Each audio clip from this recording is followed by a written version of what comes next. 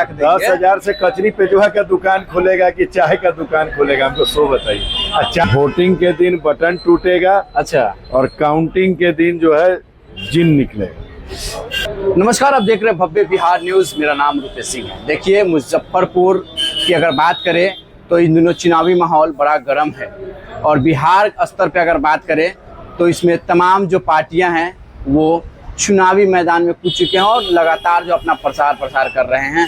इसमें जो है इस बार दो पार्टियों के अलावा जो है तीसरी पार्टी भी आई है, जन सुराज।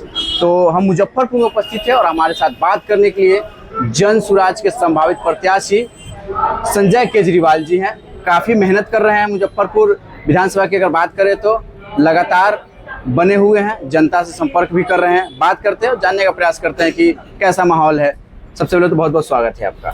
आपका भी रुपेश जी, भव्य बिहार के सारे दर्शकों का बहुत बहुत आभार। क्या कहेंगे, क्या माहौल है? पहले तो माहौल का बात कर लेते हैं कि कैसा माहौल है मुजफ्फरपुर का। मुजफ्फरपुर का माहौल मैं अपनी जुबानी कहूँगा तो बेईमानी होगा। आप जब लोगों से पूछेंगे तो सत्य प्रतीत होगा। देखिए, हम लोग घूम रहे हैं, बात कर रहे हैं, लेकिन एक नेता के हिसाब से कह सकते हैं कि आपको क्या लग रहा है, कैसा माहौल है मुजफ्फरपुर का अभी जो है, क्योंकि चुनाव बहुत करीब आ गया है। 10, 12, 14 नवंबर जिस दिन भी काउंटिंग होगी उस दिन जन सुराज के स्कूल के बस्ता छाप का वोटिंग के दिन बटन टूटेगा, अच्छा, और काउंटिंग के दिन जो है जिन निकलेगा। वो तो चुनाव के बाद पता चल जाएगा, लेकिन अभी विकास पे बात कर लेते हैं। मुजफ्फरपुर नगर विधानसभा की अगर बात करें, क्या लगता है, विकास वाकई में हुआ है क्या? हम समझते हैं कि विकास शब्द जो है बेटा का नाम अच्छा लगता है, अच्छा, लेकिन शहर का बात करें तो विकास कहीं दूर तक नजर नहीं आता। घर में चिराग के रूप में विकास जरूर नजर आता है।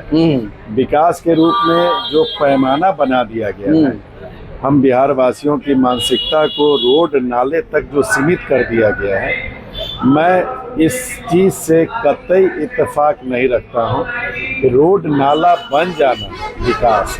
अच्छा, आप इस बात को मानते हैं कि जो जैसे नेता जो है जनता को रोड नाले का ही बात करते हैं और उसी पे वो जीत भी जाते हैं, जनता भी उनसे जो है अलग सवाल नहीं कर पाती है, क्या कमी?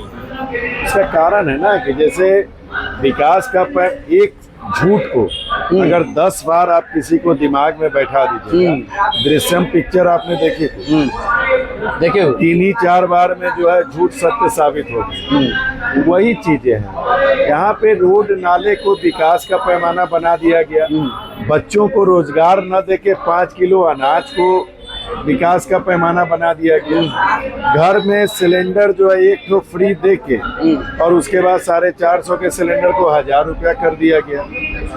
कब तक जो 3 साल से हमारे नेता 5000 से ऊपर गांव में पैदल चल के तो लोगों को बता रहे हैं, उसका नतीजा है कि अब जनता के दिमाग में यह बात बैठ गई है कि शिक्षा हमारे बच्चों के लिए सबसे अहमियत बड़ा कदम है, हमारे बच्चों के लिए रोजगार सबसे बड़ा कदम है। हम ईश्वर न करे, अल्लाह न करे किसी की तबीयत खराब हो, उसका इलाज जो है वो सबसे पहले जरूरी है। बैंकों की पूंजी जो बाहर भेज दी जाती है वो पूंजी बिहार राज्य में रहेगी, तभी रोजगार सृजित होगा। सरकारी नौकरियों से विकास नहीं हो सकता है, न बेरोजगारी दूर हो सकती है। अच्छा, क्या कहेंगे, इस जो कड़ी है लगी हुई है लगातार जो है नाली गली सड़क, इसको जो आपकी पार्टी है, आप लोग हैं, उसको तोड़ेंगे, कैसे तोड़ेंगे? हम लोग सड़क नली गली से बहुत ऊपर की बात करते हैं। हम लोग कहते हैं कि घर जो है वो मंदिर होना चाहिए। मंदिर तब होगा जब सरस्वती माँ का भी वास हो और लक्ष्मी माता का भी वास हो, तब जाके वो घर बने। कौन सा नए मुद्दा ला रहे हैं जो इस परंपरा को तोड़ ही देना, हटा ही देना? हमारे लिए बिहार के बच्चों की शिक्षा निःशुल्क नेतरहाट स्तरीय 15 साल तक के बच्चों की, वो हमारा सबसे प्रमुख मुद्दा है। हमारा मुद्दा है बेरोजगारी दूर करना, पलायन को रोकना।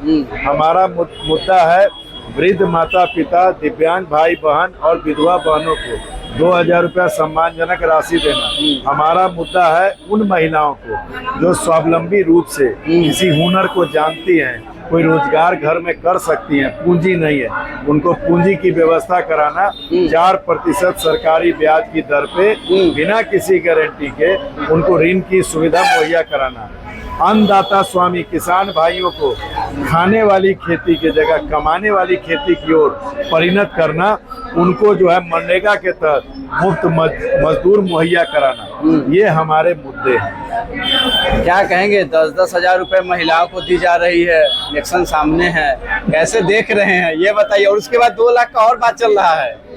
देखिए, बड़ी मजेदार प्रश्न आपने किया। पहले क्या होता था कि इन स्थापित राजनीतिक दल के नेताओं के द्वारा चुनाव के 2 दिन पहले 500,000 का लिफाफा देके या मुर्गा भात खिला के वोट लिया जाता था। तो वो तो सुन लीजिए, सुन लीजिए बात। अब इस बार इन लोगों ने दिमाग क्या लगाया कि जन सुराज आ गया है। अच्छा, जन सुराज का कार्यकर्ता हर गली मोहल्ला में मौजूद है, पकड़ा जाएंगे।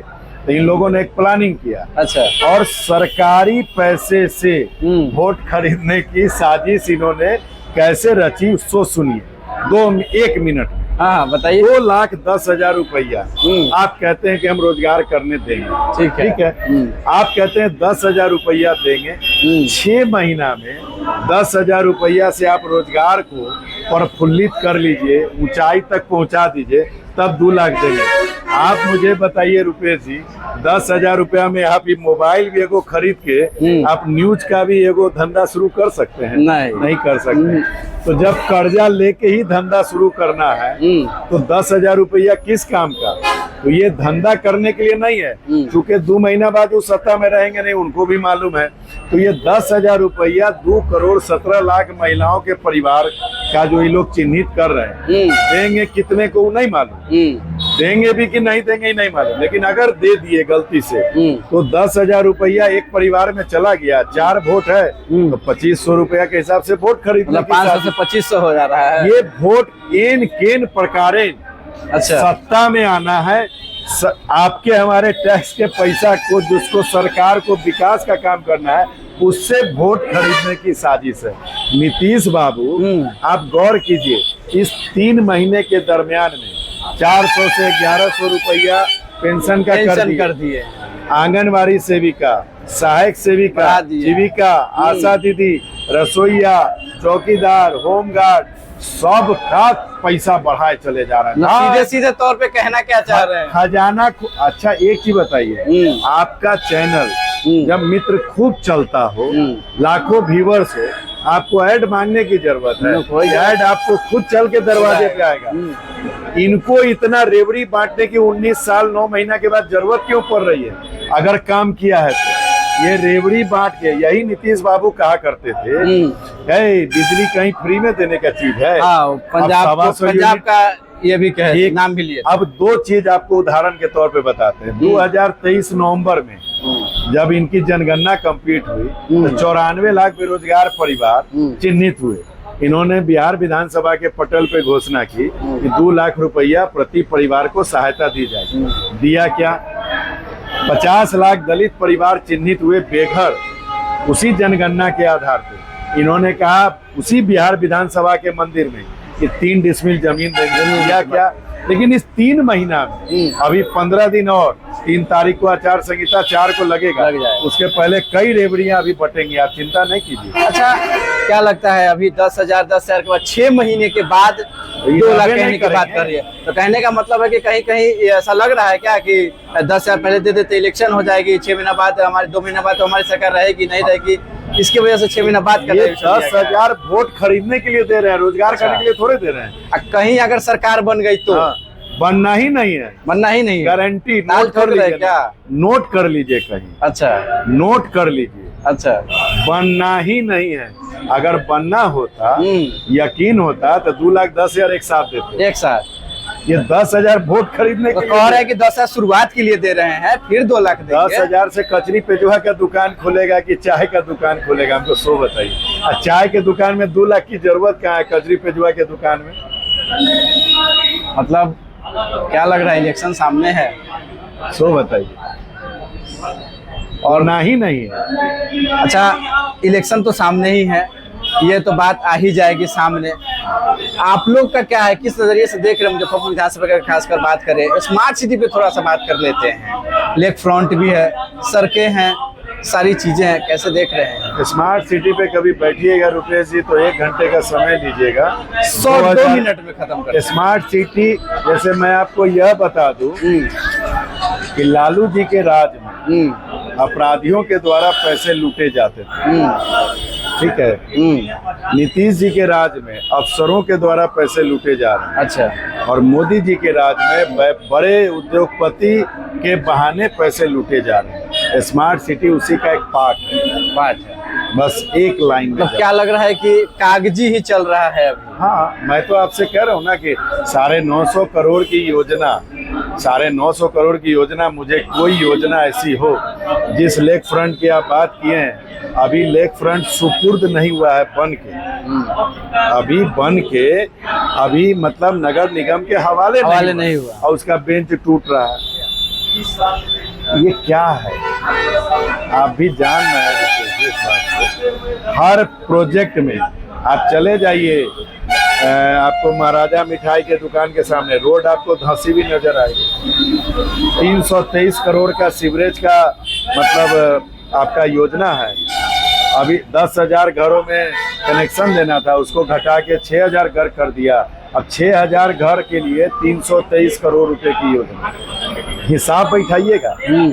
323 करोड़ भागा 6,000 घर। अच्छा, आपकी सरकार आएगी तो विकास करेगी ना, सीधा सिंपल। हमारी सरकार रोड नाले के विकास पे यकीन ही नहीं रखती।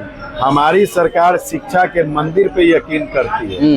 हमारी सरकार रोजगार के मंदिर पे यकीन रखती है। हमारी सरकार स्वास्थ्य के मंदिर पे यकीन रखती है।